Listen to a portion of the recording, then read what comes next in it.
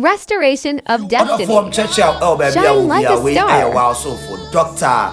Ruby near. So Dr. Ruby or the phone, a disuan kwana babesuan and a day. And a day, my better kwanya. Your first one, you road opener oil. Serious and powerful road opener oil. Obia na brabo mo kwanya si. Nanim na chi a kwan anymore. We retro where my better a shock you. Road opener oil, very powerful one. Very, very powerful one. Other for nyama obe here, a nyama bi kakra bi pe. A nyama kakra bi pe. Other for hwe se wa oil we. A olive oil and asa Borges oil kope bi. Kope olive oil and a Borges oil. Se we the olive oil and a Borges oil la. Me pacho ahaban ya wasu de bi se wa hu. We ai achiampon. Achiampon. Na me pacho se wo kwakwati ahaban we ya.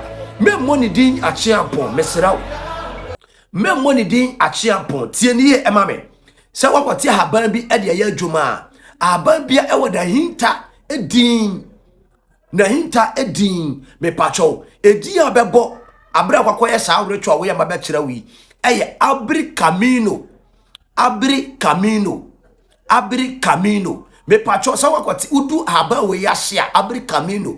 Akama mu ha yefran achiampon no me pato du ase a fa kwansi bi ekọ anafa powder bi ekọ ase se du ase a me se ade we betrew eye road opener oil road opener wan kasa ba be ye road opener oil me nkoto ewa bonten ebia na eye fake me nkoto ewa bonten wan kasa trafie ye koto olive oil na ye sa retwa we ma betrew very powerful one.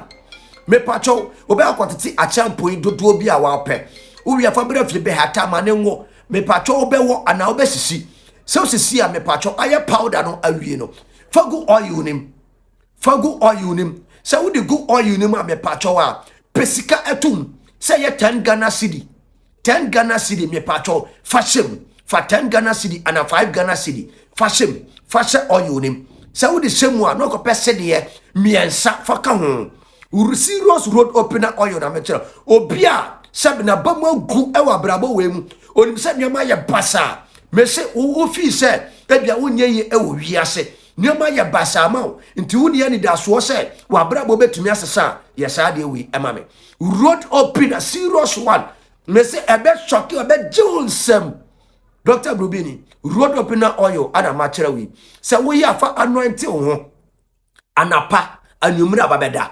Bompaye eguso menja empire border mesrew menja empire border road opener oil ana matro me da say Dr.